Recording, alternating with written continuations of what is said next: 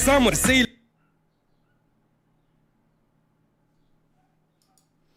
Hey, Mike Savage! Welcome to the show and everyone else that joined after him. Hopefully we're going to have an entertaining night. For some reason my camera doesn't stay up properly, so I need to stretch my back. This is such a good way to stretch my back, because if I relax in the chair, that it cuts my chin, so I need to straighten up. I need to straighten my back, broad shoulders, appear macho for the camera, That's what I'm going to do today. Divina Duckworth knows a lot about alcohol, it seems. She's an alcohol expert. How much drink do you take, Divina? What is your alcoholic intake? What's your favorite drink, Divina? My god, I always hate the delay between the chat and the live stream. But we'll wait for her to respond. Hello, Mentat. How's it going? Isn't Mentat the guy from Dune? Like, the Mentat was the guy that would give you the missions. No, they don't. They have way less body mass. I mean, I guess... I don't know how the things are in the United States, okay? Because this is what I didn't take into account. What do you mean you don't drink alcohol? What, like you're some sort of nun? Even when you take communion, you don't take alcohol? Like when you go to the priest that gives you the blood of Christ, you don't take alcohol? I don't understand these people. My neighbor also doesn't drink alcohol. It's so weird. I'm not saying, like, be an alcoholic, but I'm saying, like, what? So like, let's say it's someone's birthday, and you go to the party, and they give you something to drink, and you're like, nope. So bizarre. Drink alcohol, Divina. She had some Citadel's gin sitting for a long time. It's actually healthy to drink 1 glass of red wine per day, but doctors will never suggest that. Like, we actually learned in med school, like 1 glass of red wine per day is healthy. But the reason you're not supposed to suggest that to the patient is because from 1 glass over a period of time, it starts becoming 2 glasses. From 2 glasses, it becomes 4. From 4, it turns into a bottle. So yeah, you should suggest to patients to drink 1 glass of red wine. But if you actually drink like 1 glass of red wine after your evening meal, sorry, not evening meal, after your dinner, then it's healthy. Let's I want the chat to peer pressure Divina. I wanna find out that she's drank. Let's see. What do women drink? Rosé. You know, let's see. What can I send to Divina? Cheap bottle of rosé. This is what I wanna. Like, you need to be. You need to be in the Vogue, Divina. You need to drink the Chloe Rosé. Alright. Maybe not the Chloe Rosé. Okay, try the Casa Bottega. Casa Bottega Prosecco. This is what I want Divina to be tasting. Okay, this is what I want her to drink. It's $2. $2 a bottle. Casa Bottega Prosecco Rosé. I want Divina to take this. Divina, I'm taking your wrench away if you do not drink this specific type of wine. Drink Coke. Yeah, you know what you should drink, Divina? You should drink some hard Pepsi. This is what you need. Drink some hard Pepsi. Yeah. In my experience, women drink wine coolers. She had a bottle of Green Spot Irish whiskey. Who on earth gives a bottle of Green Spot Irish whiskey to a woman? Like, what on earth? How is the... yes, Casa Bottega. It's what I got for looking for cheap rosé. It's wait. What was I talking about? Because I got distracted by Bank's Naughty Bits. Oh yeah. Like what mating rituals do you have in the United States that you give a woman Irish whiskey? That's something that I don't touch as well. Like I don't like drinks that taste awful. Like if it tastes like poison, I don't like it. Did you see the taco steak on the Georgia vote recount that fact checked by YouTube and Beanie Man is covering it? Yeah, I seen it. I'm not touching that with a 100-foot pole.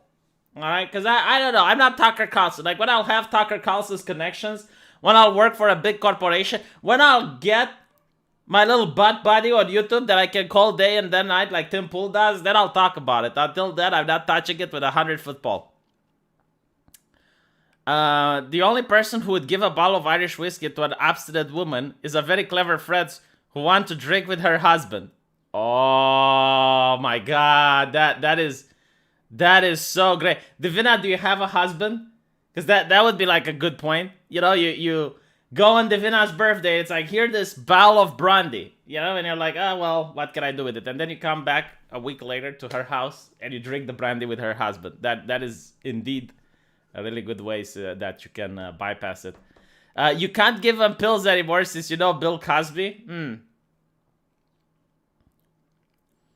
Maybe if you drink whiskey, your voice would drop. No, like if I would start smoking, my voice would drop. What the fuck does whiskey have to do? I guess like with whiskey, maybe I could get some cancer on the esophagus, and then my voice will sound like this. This is how I would be talking when I would be streaming. She's single. Oh my god, chat, get her. I mean, look at her avatar. Probably not her avatar either. I was an occasional alcoholic, says Jean-Sebastian Mate, who gave me $100 yesterday. Thank you, Jean-Sebastian. I will never forget you. Usually, the more depressed I got, the more I drank. Oh my god. Story of my life. Now, pot is illegal in Canada, so I discovered the wonders of THC oil. Changed my class from alcoholic to stoner. It's actually, I guess it's better than drinking. Like, I never understood why pot. Okay, not hardcore drugs, but like why pot is illegal. I never got it. I never got why. Because alcohol is actually more harmful. Like you get liver damage, you can get brain damage, you can get cirrhosis, you can get hepatitis. What are the side effects of pot though? Because I looked and I couldn't find it, so yeah. There's a single lady in the chat. Yes, sim time. Hey, tell you what, Divina, let's do this. Let's do a business, okay? You start an OnlyFans, people give me super chats, and I will forward 20% of the earnings to you, right? So people give me the super chats, and then I'll PayPal you 20% of the earnings, but you need to have like some OnlyFans or something so I can show beautiful pictures in order to... Let's make some money together, Divina. Let me be your pimp. Your e-pimp or something. I don't know. How would you call it? If it's an e-girl, would I be an e-pimp? Huh? A manager. Oh, that is the name. Let me be your manager, Divina. Let me. Oh, yeah. Women are lightweights. No, but like, you need to take into account the kilograms of the person, right? So, by the look of Divina's avatar, she weighs less than me. So, if I drink one beer and she drinks one beer, we don't have the same alcoholic intake. Like, she actually drank more than me. Pot hurts Marlboro's profits. Yeah, but it isn't like Kent or I don't know what other cigarette brands do you have. L&M, right? Aren't those also hurting Marlboro's profits? Like, I don't get it. Isn't alcohol hurting Marlboro's profits? And why can't Marlboro just grow pot? I never expected this argument. It's like, yeah, but like the tobacco companies don't like pot. It's like, yeah, but why can't the tobacco companies also have pot? Why can't they grow pot as well? It doesn't make sense. Is there any center-right female YouTuber? I know a far-right one. I mean, Sarah used to come on this channel. She was extreme far-right. There were like a couple of far-right female YouTubers. What was her name? Tara McCarthy, I think. But the funny thing is, like, I know a lot of ladies that were advocating for like blatant white nationalism. There used to be this trend with a lot of women advocating for it back in the day. But before YouTube even cracked down on white nationalist content, what happened is that their own community turned against them. Because their own community started arguing. It's like, why don't you have kids yet? Why don't you get married? Why don't you stay in the kitchen? And it's like, yeah, I mean... That's why you don't see a lot of these ladies advocating for the ideology. But let me see, like right-wing, center-right women on YouTube. Diamond and Silk. Diamond and Silk is a really great channel. I think that, I mean, there's not a lot. I'll give you that. So besides Diamond and Silk, I think I know another one, but I don't really know her name. Tree of Logic, I believe that she's called. It's kind of funny because like most center-right women seem to be people of color, but there must be Oh yeah, there's like that. I don't know if you can call her CenterRight, but there's like that girl who escaped from North Korea. So that North Korean girl is definitely right wing. I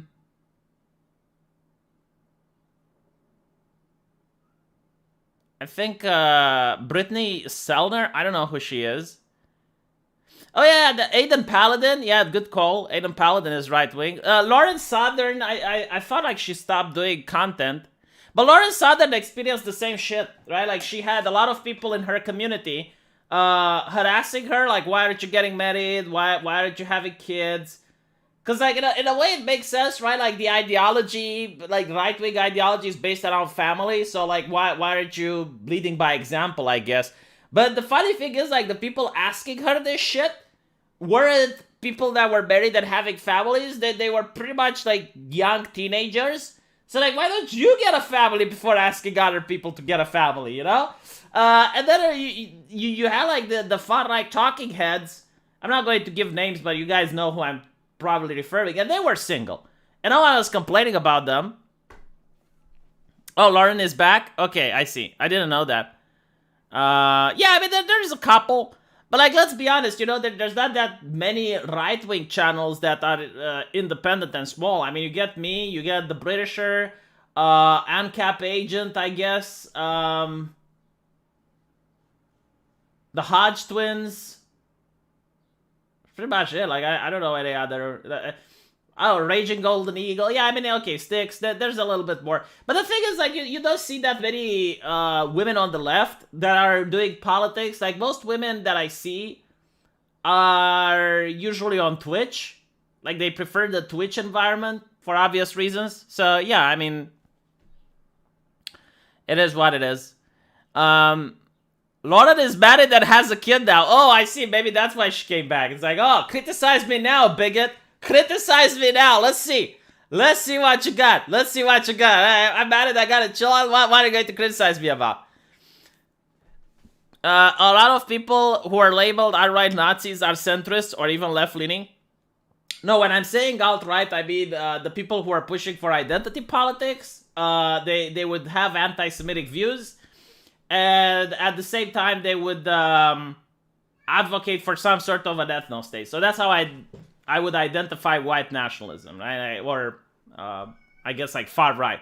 Those are the criteria. Like so to be far right, in my opinion, you have to identify to advocate for identity politics. Like that's number one, and the other two are in a package. Like if you have like all three, then you're a Nazi. But if you have only one, you're just far right. I do want kids, Angel, but first I would want to pay for my house. Oh look, Sarah J. Jacobson is here. How's it going, Sarah? Let me give you a wrench just because you're a woman. Let me boost some benevolent sexism in the chat. All right, let's read the article. Honestly, like I was, as a doctor and as an Eastern European, because the stereotype of Eastern European is that they drink a lot. And I guess you need to drink a lot to cope with socialism. So there's that. I was cringing really hard reading this. So women now drink as much as men, not so much for pleasure, but to cope. Here's a fun fact, and if you have any relative that's drunk, they will tell you the same. In the beginning, most people drink for pleasure, but the more they drink and it turns into a chronic situation, they start drinking to cope, because alcoholism leads you to be less productive. Leads you to be less social, especially when you don't have your fix. You get really angry, right? You get moody, and this affects your job performance. You also spend a lot of money on alcohol, so you end up being short on paying bills. And what ends up happening is like it's a downward spiral, and eventually this causes depression. So then you start drinking to cope, but like it's tied, right? Like it's not one or the other. It usually starts drinking for pleasure. And as you keep drinking and get addicted, it causes a downward spiral. It makes your life miserable, and then you start drinking to cope. That's the reality, okay? It's not that women are they're drinking to cope. Okay, fine. Victoria Cooper thought her drinking habits in college were just like everyone else's. Shots at parties, beer while bowling. Sure, she got more refills than some, and missed class while nursing hangovers, but she couldn't have a problem, she thought. Alright, like, this is the alarm sign. This is the alarm sign. Like, missing classes. You know, imagine if she went to work and she missed work days, right? So let's say you drink because you go to party and you miss work day. What ends up happening? You get fired. Getting fired leads to depression, and now you're drinking to cope. Do you see how one thing leads to another? And by the way, I want to say that I'm not against drinking. Like, I drink myself. I don't drink myself. I myself am a drinker. Not a critical drinker, but I'm a drinker nonetheless. And it's fine to drink. It's not fine to end up missing classes because of your drinking activities. That's not fine, right? So you need to be moderate when drinking. Because of my... So she's blaming... Look, she's blaming pop culture. Because nowadays, pop culture is the thing that needs to educate people. It's not the parents. It's not teachers. It's no. Because of what my picture of alcoholism was, old men who brown bagged it in a parking lot, I thought I was fine. So this chick from New York City, she didn't see that it's a problem when she's missing classes. No. Like, her idea was like she saw a lot of old men in the parking lot as drunks in movies, and she thought, well, I'm not an old man. I'm not in a parking lot, therefore I'm fine.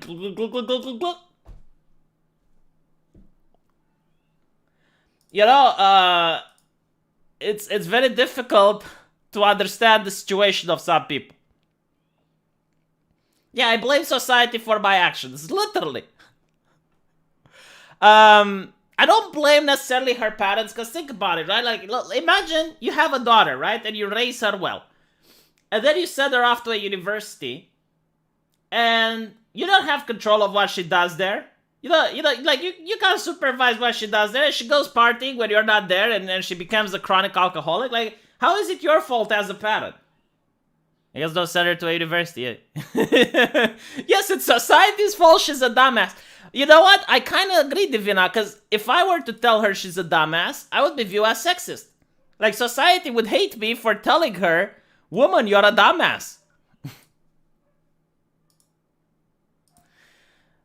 That common image of who is affected by alcohol disorders echoed throughout pop culture. Was misleading over a decade ago when Cooper was in college. And it's even less representative today. Yes, because if you do the image of the drunk woman, of the drunk college student that's a woman, and you have the message like maybe you should stop partying, then you're a sexist. Because any type of telling people that, look, you should stop doing what you're doing, it's hurting you, is oppressive. For nearly a century, women have been closing the gender gap in alcohol consumption, binge drinking, and alcohol use disorder. What was previously a 3-to-1 ratio for risky drinking habits in men versus women is now closer to 1-to-1. A study in 2016 suggested, yes, because before we had shaming. Like, if you were a chronic drinker, you were viewed as a sinner, and people would treat you the same way we treat a racist today. Like, people wouldn't want to deal with you. So there was social stigma against chronic drinkers. But since men have no shame, I guess more men didn't care about it and drank away. Well, plus, I guess it's also has to do with depression, I guess. You know, like if you're a man and you're expected to provide for the family, if you can't do that, you get depressed, so you go, you hit the bottle. But now women are expected to provide as well. Like before, they were oppressed. They weren't expected to provide. Now they are. They have to work at big corporations, suck the corporate cock. And because of that, depression happens. I never understood the American concept of like the woman choosing. So not a woman that's forced. The woman choosing to stay at home and raise children is oppressive. How the fuck is that oppressive? So you're telling me that if I were to marry a beautiful woman that has a job and is willing to keep me at house while I take care of the children and do the cleaning duties, that is oppressive? Where do I sign up? Like, maybe I should be a little bit more quiet. Like, my fiance starts to learn English. Where do I sign up for that? Huh? Like, tell me where I can marry the rich, beautiful female CEO. And I'll tell you something else. I got a colleague in medicine. And she's in Germany now. She's gorgeous looking. Like, she's drop dead gorgeous. One of my exes, actually. And I was talking with her the other day, and she was saying, she's still single. She works in gynecology, and she's still single.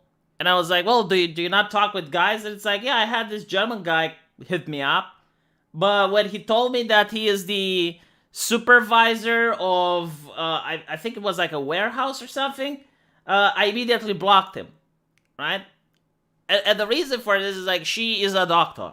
She is a doctor, right? She's got a certain profession now. She can't date the average warehouse supervisor. In a way, I don't fault her, to be honest, right? Because it's kind of weird, like, you're at a dinner table with all your doctor friends and other people from high society, and it's like, what is your husband? He's the warehouse worker, like, I'm Amazon. Yeah, I kind of get it, but like, still, this goes to show, because a man doesn't think like that. A man, I would go out, let's say I would be single again in an alternate universe. Where I'm not as sexy, where I'm not as charismatic, I'm single. I would have no problem going with the warehouse worker if she's hot. Maybe she's got some nice muscles from lifting all that weight, like she knows how to lift. And I'm the doctor. She's the I'm the sorry, not the Frau Doctor. The hair doctor. I'm the hair doctor, and she's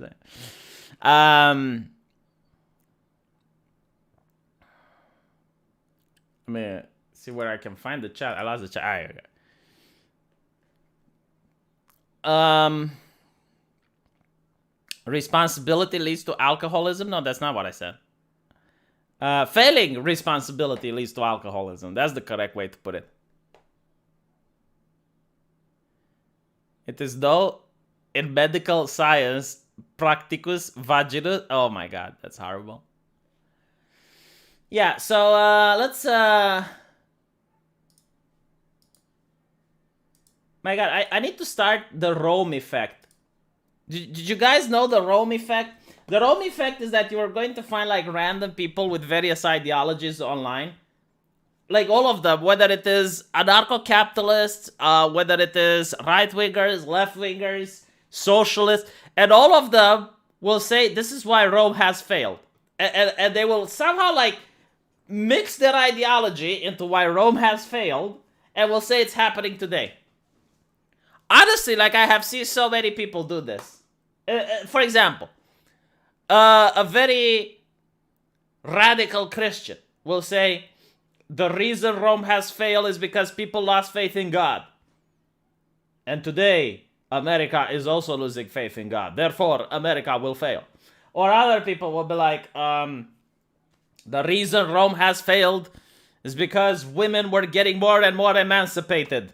And nowadays, in America, women are emancipated. Like, did you notice that shit? The Rome effect, I like to call it. Honestly. It's like, the people that don't like LGBT is like, because the LGBT was because a lot of promiscuous activities were being tolerated in Rome, the Rome has failed. It's like, my god, there are so many reasons why Rome has failed. It's like, you can write a book about it. And it's like all the ideologies that in the world probably have roots in why Rome has failed. It's just like a parenthesis, okay? So anyway, right, back to the article. The latest data from the United States shows that women in their teens, as early as 20s, reported drinking and getting drunk at higher rates than the male peers, in some cases for the first time since researchers began measuring such behavior. I don't know, like, why see, this is why I hate researchers that measure such behavior. I mean, I went out and I noticed it happening around me. I don't need studies and research when I have lived experiences, as they say. No, but seriously, it's like, oh my god, like, researchers have discovered something that you knew for quite a while. This trend parallels the rise in mental health concerns among young women, and researchers worry that the long-term effects of the pandemic would amplify both patterns. Oh, no fucking shit, man. Like, these researchers, the way they connect the dots. Astonishing, isn't it? And I love the fact it's like, oh, this is a rise in mental health concerns. Motherfucker, like alcoholism, and if men used to have it before, why weren't you worried about the rising in their health concerns? This is the first time I hear the academics taking health concerns seriously because of alcoholism. We honestly, like, every time something bad happens in society, we need to wait for women to be affected so people can take it seriously. Yeah, here's a wild idea. I know this is a wacky thought. If you care so much about women, care about the problems when it affects men so it doesn't have to affect women down the line. Like, if you cared about this shit 10 years ago, we wouldn't be in the situation we are now. Like, if you were to manage to have, like, some campaigns, because you can actually do it, okay? If you can convince people to stop being racist, you can convince people to drink less. I'm just saying. You're using the same mechanism. If you can convince people to stop smoking, you can convince people to drink less. I'm not advocating for a ban on alcohol, but what I am advocating is, like, trying to reason with people to convince them, to persuade them to drink less. It's not that we're seeing women drinking more, but that they're really being affected by the physical and mental health-wise, says a psychologist who has studied the addiction in women. Research shows women suffer health consequences of alcohol. I'm like, fucking God, I hate this. It's like, research show women suffer health consequences of alcohol, as if this is something brand new discovered.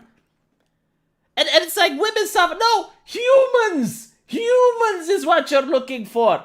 Humans suffer health consequences of alcohol. Liver disease, heart disease, and cancer. Humans do.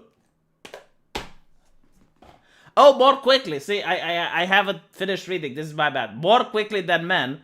And even with lower levels of consumption. Yes, you twat. Because if I, a 90-kilogram man, drink 2 beers, and a woman that's 40 kilograms drinks also 2 beers, she has more alcoholic intake than me, even though we drank the same amount. Fuck. And it also depends, like, it actually, like, the thing with alcohol is very interesting. Because it doesn't affect everyone the same way. Hold on, I got a super chat. There should be a Godwin's law for conspiracy theories. No, like, the thing with conspiracy theories, from what I noticed, it's a conspiracy theory until proven true, and then you're a racist if you bring it up. Society protects fertile women and rich men. Oh my fucking God, you're so right. Like, if I'm thinking about it, yeah, like, yeah. No, think about it. Like, that is, let me show you. You're right. Like, society protects fertile women and rich men. I can prove it. I can prove it. Hold on. Hey, I'm thinking you're onto something. I'll use this as a talking point.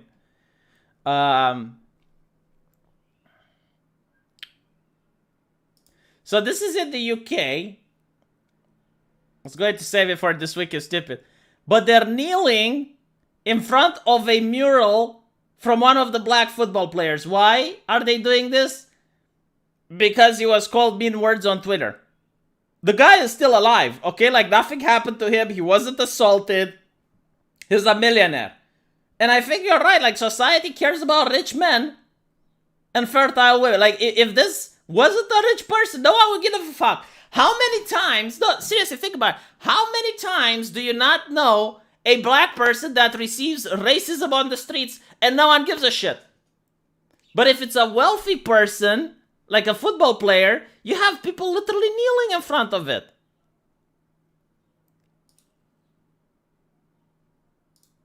Okay. You know, like, let me put it this way. What do you think could happen to you to get people to kneel in front of your mural, huh? While you're alive, by the way. The reason why Rome failed, because men didn't reject enough Twitch broads for V shoujo girls. No. I'll tell you why Rome failed. It's because people didn't give V enough super chats. And people don't give V enough super chats today, and this is why America will fail today. Let's kneel before this oppressed millionaire. Pretty much. Did you see that picture of white people bowing to black people? I saw that picture with, like, there was, like, this plump black lady, and she was sitting like this. And there was a white guy washing her feet. Like, that was, I think, beautiful art. That was my favorite picture on the entire internet. You know that there's probably warlords in history that didn't have people bowing to them like they are now to this football player. It's so bizarre. My God. I mean, at this point, like, I get why football players take the knee. It's for PR shit. I mean, hell, if I was in a football team, I'd take the knee as well. Like, if you get that much adoration even after you lose a match, I mean, you're dumb not to do it. Did you see the wrath of God on the mural of St. Floyd? Yeah, it just proves that God is a racist. You know, going around talking about chosen people and shit. Like, we all knew God is a racist, and now he sent a lightning bolt on the mural of George Floyd. Yeah, it's horrible. Thank you, Elaine. How many women do I have in the chat? My God, I feel like the protagonist of a harem anime. How many women do I have? It's like I collect them like Pokemon. You know how I feel like it's the Witcher. The season 1 of the first episode of The Witcher, when you are collecting those cards with the ladies that you encounter throughout your journeys. That's how I feel.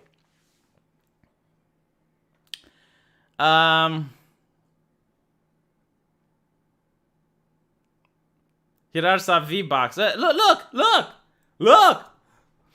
My God, like, I don't think there's other YouTubers that have this amount of women. I don't know why. Like, and I have a fiance as well. But okay, well, maybe, you know, maybe they're not women. Maybe they're girls. Do you know what girl stands for? It stands for guy in real life. This is some old shit. Yeah, well, shit. Marinara Salsa says she's already old. Also, you're cheating on me with another streamer. Who else are you watching? What other live streams are you frequenting? Who else are you giving super chats to? I need to know.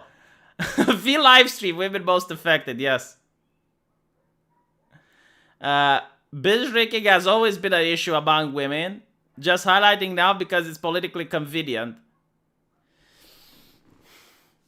I mean, I don't know, I guess depends where you're from. Under socialism, there wasn't the binge drinking among women. Yeah, I mean, when my grandmother was young, I don't think women would binge drink. I guess maybe it's not fair to compare to Romania, because, like, we as a society, we didn't have the luxuries. Like, here's the problem. If I were to... Like, when I was in college, if I wanted to binge drink, if I wanted to go partying every night, I couldn't. Even if I wanted to, I wouldn't have the money to do it. The single moms binge drink the most. Yeah, probably. I'm curious, like, if single dads binge drink. That would also be interesting to see. So perhaps the most concerning is that the rising of gender equality in alcohol doesn't extend to the recognition of treatment of alcohol disorders. Motherfucker. Do you know what pisses me off about this? Like, perhaps most concerning is that the rising gender equality in alcohol use doesn't extend to the recognition of treatment of alcohol disorders. How about, instead of treatment, we do prevention? Prevention. Isn't prevention good? Like, if you know something is happening, don't you want to prevent it? Or do we wait until the person gets liver damage? So even as women are drink more, they're awful less likely to get the help they need. What fucking help do men get, by the way? Like, I'm genuinely curious. Like, if you're not a rich fuck, well, what help do you get? You know, I felt like the stereotype in the beginning of the article is that drunks are the old guy drinking in a parking lot. What help does he get? What help does the old guy? No one gets help unless you're rich. If you're a rich woman, you're going to get help, I guarantee to you. In Cooper's case, drinking eventually led her to drop out of college. See, there you go. Like, she started drinking out of pleasure, and she ends up dropping out of college. And now she's drinking out of cope. Called it. She moved back home and was soon taking a shot or two of vodka each morning before heading to the office for her finance job, followed by 2 more drinks at lunch. When she tried to quit on her own, she was quickly pulled back by the disease.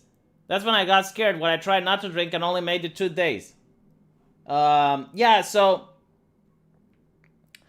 alcohol withdrawal is actually really, really nasty. And I can tell you this at the hospital. I don't know how the fuck they deal with it in the United States, but here in Eastern Europe, the way they deal it, and it actually caused a major scandal, is they tie the patient to the bed.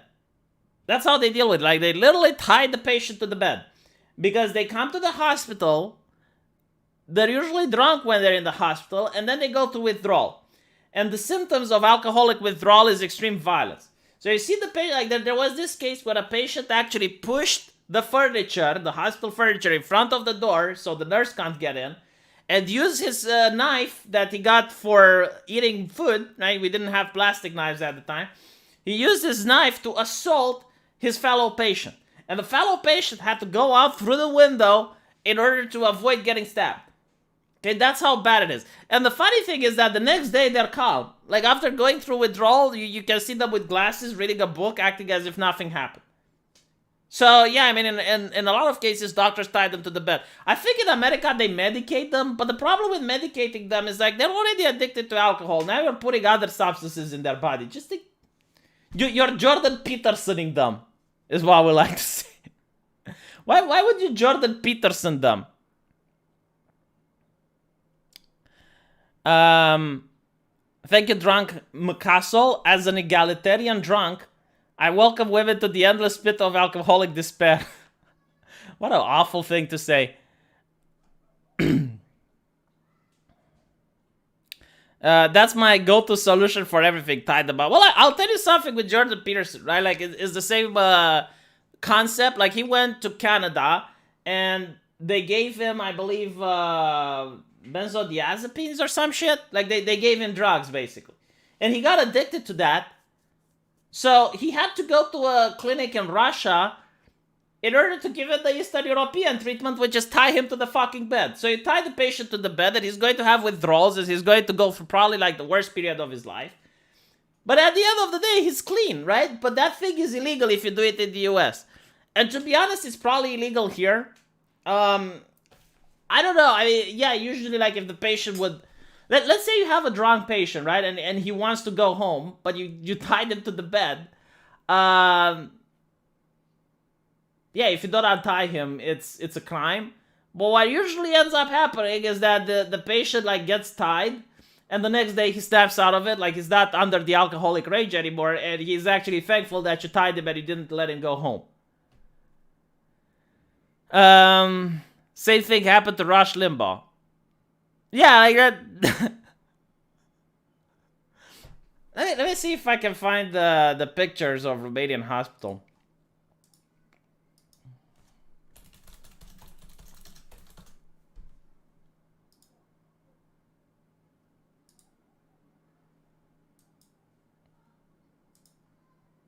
Yeah, another reason they tied them to the bed is because they pull out their IVs.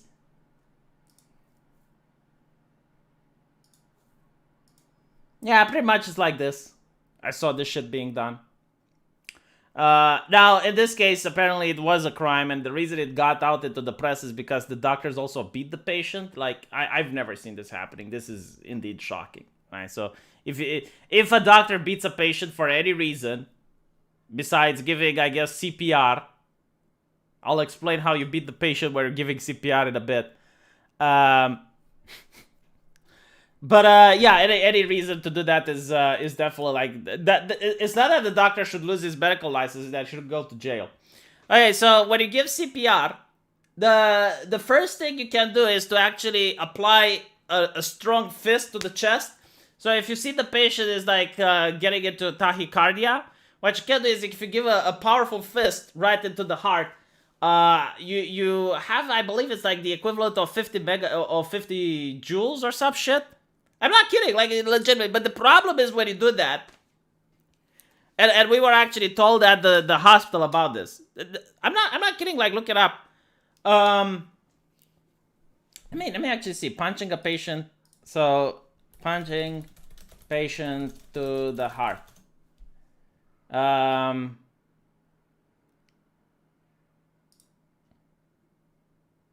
Yeah. Look. See, it's scientific. I'm telling you. So a bruise to the heart muscle may disrupt the heart's normal rhythmic beating, making heartbeats too fast, too slow, or irregular. Eh? So the problem is when you already have a patient with irregular heart, when you apply the bruise to the heart muscle, you can actually correct the arrhythmia. You can basically it's literally like a television, right? But the only time you do this is if you don't have the proper tools. So you happen not to have a defibrillator, right? Because if you have a defibrillator, you use that. But I'm saying, like, okay, you're either the hospital is overcrowded and the defibrillator is being used, or maybe your grandmother gets into that, right? So yeah, you do the 5-finger death punch. But we were told never to do it in public because it looks bad on camera. And the second problem is, like, if the patient has osteoporosis and you give him CPR. Now, CPR, I'm pretty sure everyone knows how to do it. Is the chest compressions, right? We were told in ER that a good CPR breaks at least one rib. Because you need to apply a lot of pressure, right? So if the doctor is, let's say, 120 kilogram muscle man doing to the old lady with osteoporosis, you're going to get a bad time.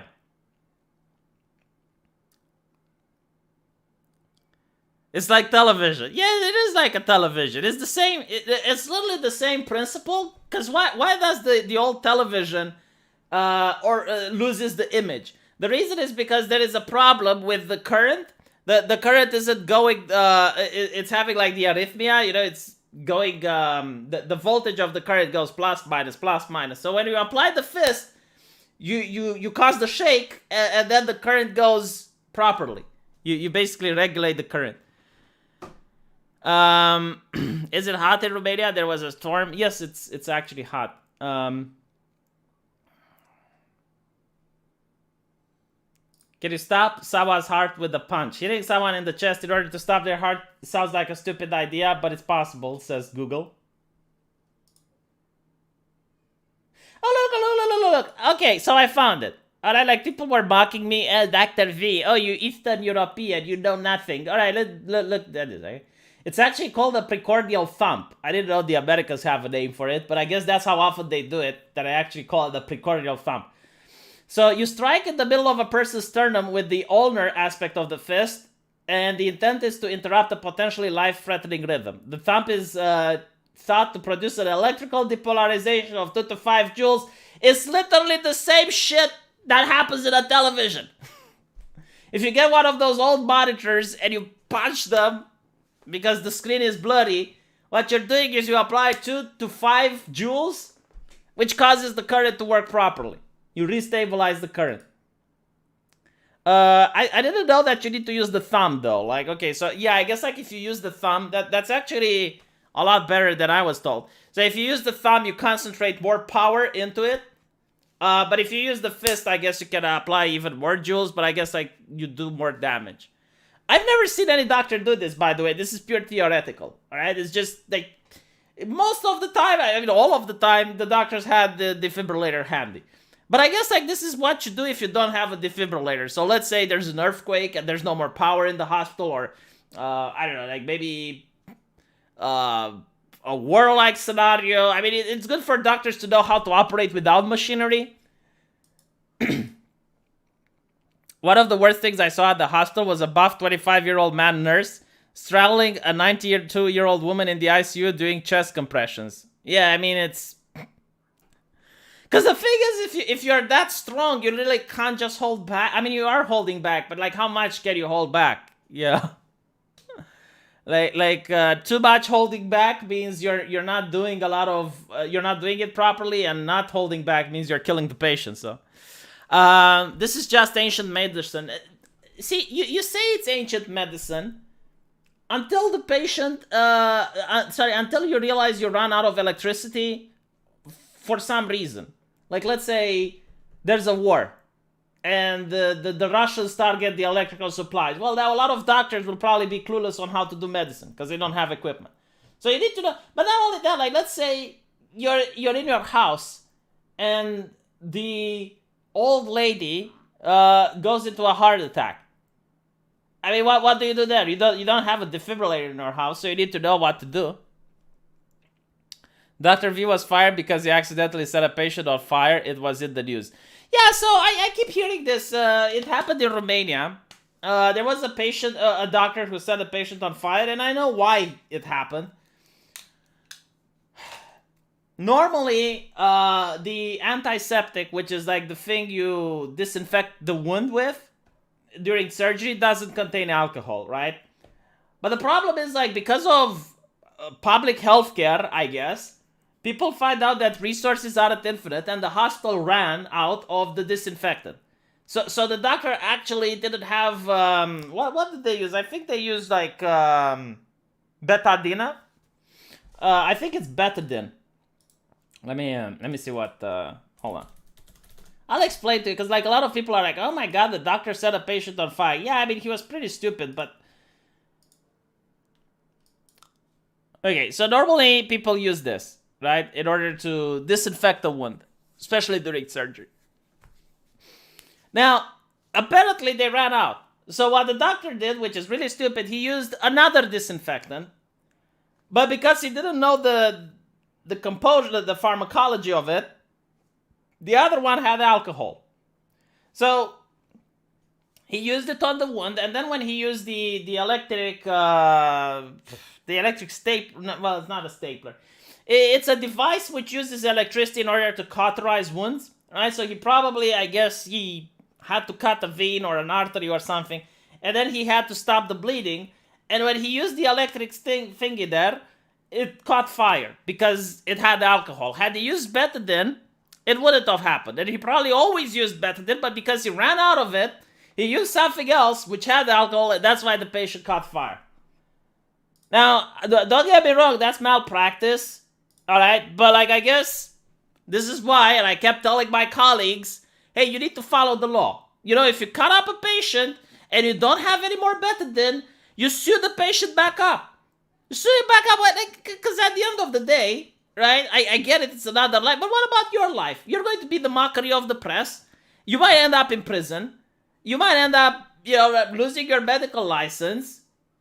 But I guess, like, there's a lot of doctors that don't do it. Because the thing is, like, I'm telling you the other end of the story. If a lot of doctors would listen to me, and they would just go by the book, it's like, hey, the book says this is what I'm going to do, then eventually the system would change. Like, then eventually you would realize that the lawmakers would have to take this shit seriously.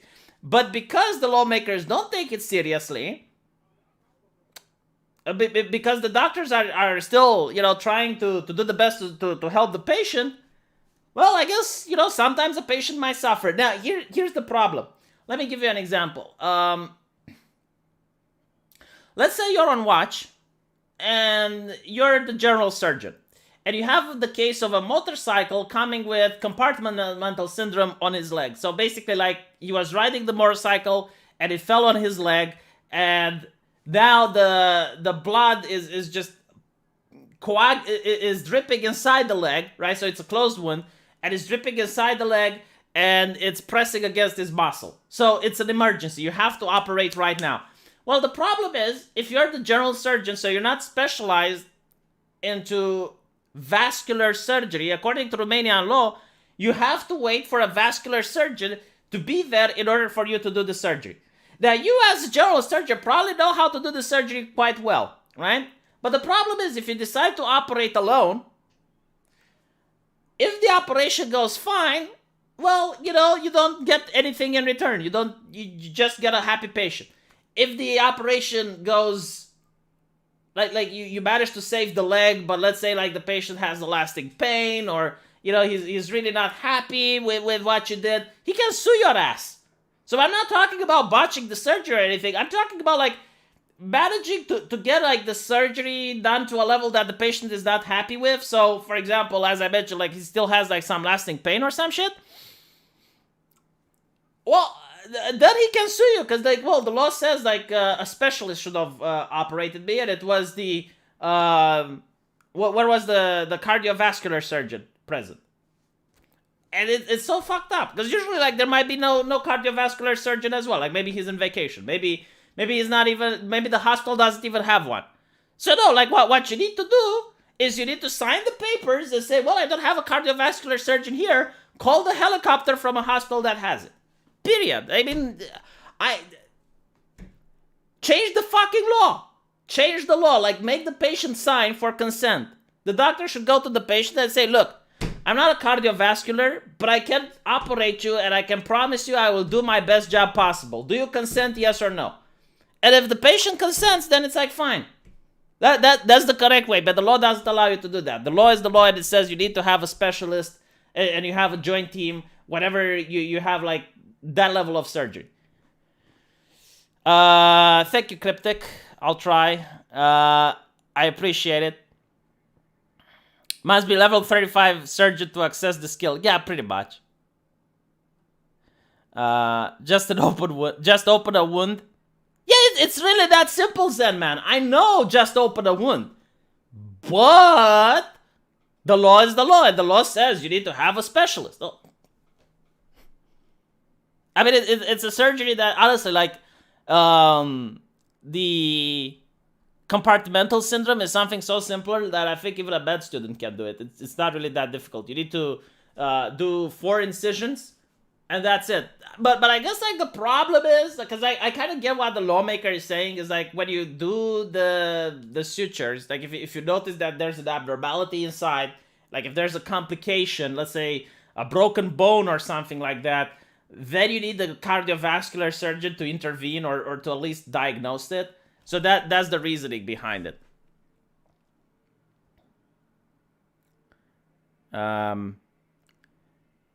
Tell chat about the historic use of ether. I don't know the historical use of ether. Did you see the story a few years ago of the Russian woman whose IV was mixed up with formaldehyde? Jesus fucking Christ. I didn't know that. Okay, like, I don't know how that can happen, though. I don't know how the fuck you can get something so bad mixed up. I don't even know, like, what a formaldehyde IV would be doing anywhere close to the place where you're treating patients. Like, how on earth do you get that mixed up? Mentat, why does World of Warcraft have so many poop quests? WoW ruined the ironic grim dark of the Warcraft series. Do you agree? Absolutely. Absolutely. I don't know if, like, World of Warcraft was incredibly grim dark. I mean, Warcraft 3, especially in the beginning, was kind of funny. You had some lighthearted moments, but yeah, I mean, overall, the grand arching story was that, yeah, demons are coming and everything is going to shit. Yeah, I do agree. World of Warcraft with rainbow armor and poop quests, as you say, yeah, kind of ruined the universe. Change the law is a meme here thanks to the sheriff who was laundering money, buying beach homes with the budget for the prisons, lol. Would the GP be able to reduce pressure until the specialist gets there? No, you're not allowed to cut. You're not allowed to cut. You can't. But like, the thing is, again, the problem with the specialist is that they might not even be available. So if it's a hospital in the middle of goddamn nowhere, you're not going to get a specialist. There are times where the specialist is in vacation. The specialist might just, you know, he could have been in a watch. So that's like, what, like over 24 hours of being in the hospital, and now he wants to get some rest.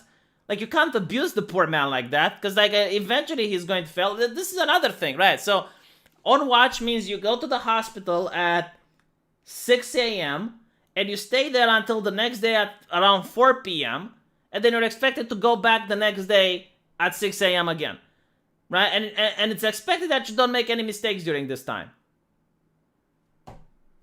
And a lot of doctors, you know, like, they do this, they go and watch, they get home at 4 p.m., and then it's an emergency at 6 p.m. And I would say, well, like, fuck this shit, I'm asleep, I'm turning my phone off. They inject formaldehyde into her IV line during a surgery. That's...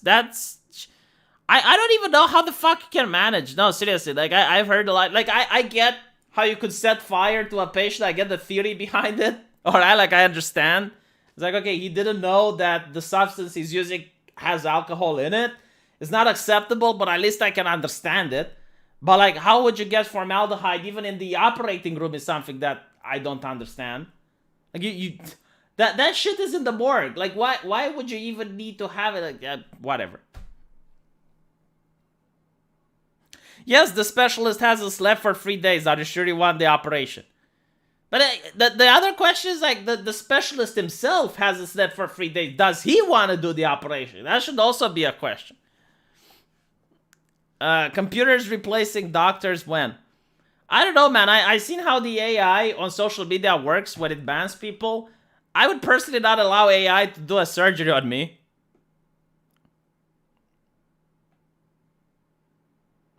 Come on, ask relatives to cut. I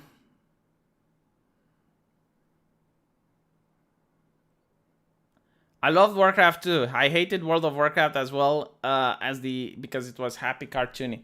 The first World of Warcraft, I think it was kind of nice. I mean, it had zones which were kind of cartoony, but most zones were kind of good. So it still managed to maintain the grim darkness of it. Anyway, right, back to the article. Holy crap, I keep forgetting about the article. So I think we're getting close to finish anyway. Although the gender gap in alcohol consumption is narrowing among all ages, for people over 26, women are increasing their alcohol consumption faster than men. Among teens and young adults, however, there's an overall decline in drinking. The decline is simply slower for women. Yeah, because there is no stigma or social shame that you can do for women without being called a sexist.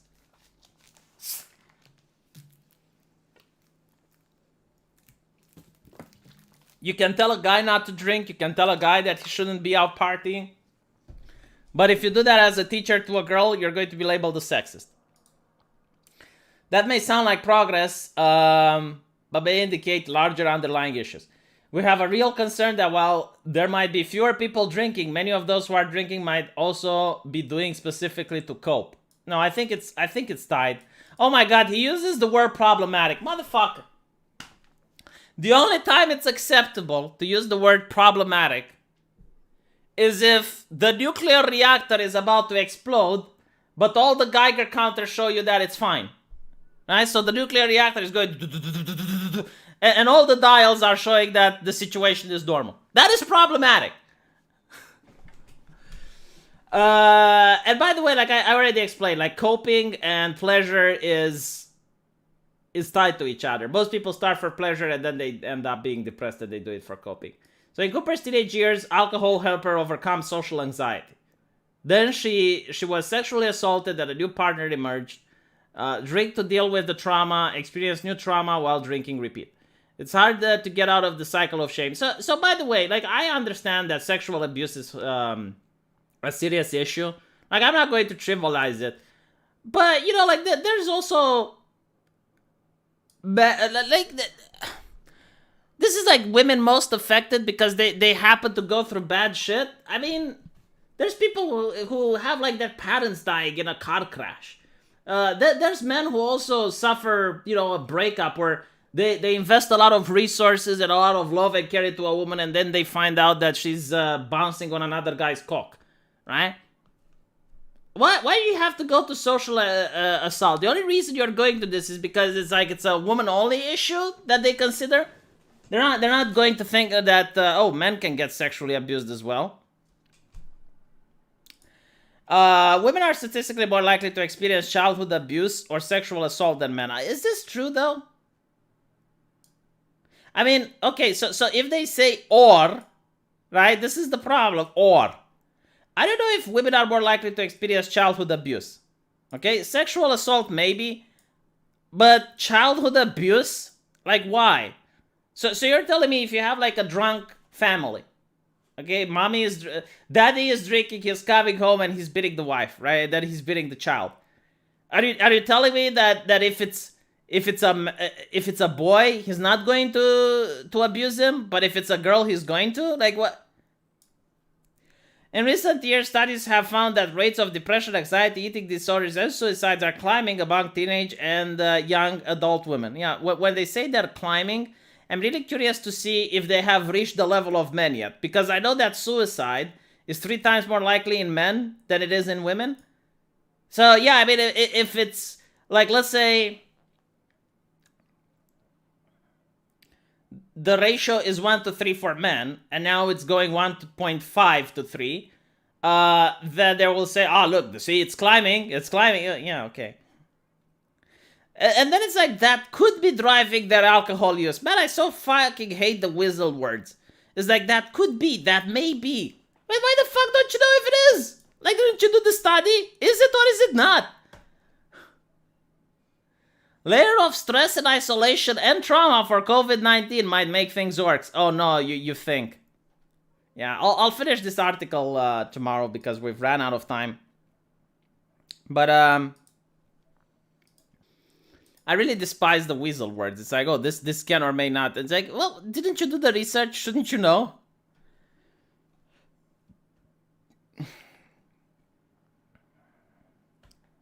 Minister of Health decided to fix the situation. But literally there are no people. What? I don't get it. Don't boys get more spanking? Yeah, that's what I think. I mean, from my personal knowledge, and this is, just cherry-picked anecdotes that I know from real life, and it only applies to Romania, obviously. But from what I know, in families where there's a brother and a sister, it was usually like the boy would get a spanking and the sister would not. Like, they would usually not punish the girl as they would punish the boy. And this happens, like, almost everywhere I know, like, where there's a brother and a sister in the household. So it just feels weird to me. I mean, if you have, like, abuse in the case of, like, single children, I think it's equal. I don't see why, like, oh, well, so it's a boy, spank, spank, spank. Oh, it's a girl, I'll just leave her alone. So the other way around, it's like, oh, it's a girl, spank, spank, spank. Oh, this is a boy, let's protect him. It's like, what? I don't think that happens. Women are 3 times more likely to attempt suicide, but men complete it more often. Yeah, I think I heard something like that, Banks. I don't know. I'm not an expert into this, to be honest. Anyway, right. Thank you for watching the stream. Hopefully you enjoyed it, and thanks a lot for all the super chats. It's possible. Okay, it's possible that I might get Sargon of Akkad either tomorrow or maybe later on today. I don't know for sure. But I'll talk to you guys later. So take care, and I'll see you in the